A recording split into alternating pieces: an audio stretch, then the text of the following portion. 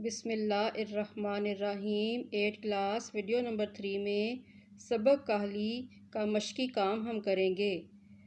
پہلا سوال ہے، دلی کوا کو بیکار چھوڑ دینے کا کیا مطلب ہے؟ اس سبق کے پہلے پیراگراف کی صرف 2 لائنز ہیں۔ دوسری لائن کے آخر میں آئے دلی کوا کو بیکار چھوڑ دینے کا مطلب سب سے بڑی کاہلی ہے۔ یہاں تک ہے پہلے سوال کا جواب۔ دوسرا سوال ہے، انسان کب سخت کاہل اور وحشی ہو جاتا ہے؟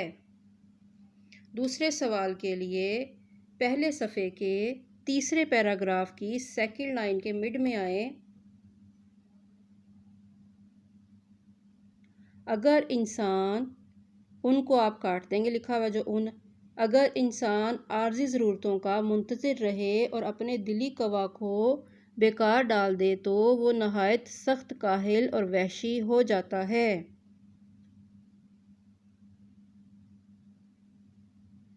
یہ دیکھیں، اگر انسان، ان کا لفظ کٹ کر دیں، عارضی ضرورتوں کا منتظر رہے اور اپنے دلی کوا کو بیکار ڈال دے تو وہ نہایت سخت کاہل اور وحشی ہو جاتا ہے۔ تیسرا سوال ہے آپ کا،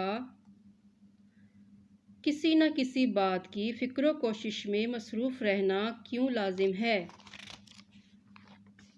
سبق کے پہلے صفحے کے لاسٹ پیراگراف جہاں پہ آپ کا سوال نمبر 2 ختم ہو رہا ہے، وہیں سے تھرڈ یعنی تیسرا آپ کا شروع ہو جائے گا۔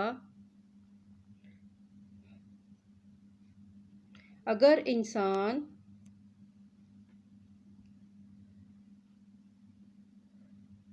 یہ دوسرے کا تھا نا، تیسرے کا ہے جہاں پہ 2 کا ختم ہو رہا ہے۔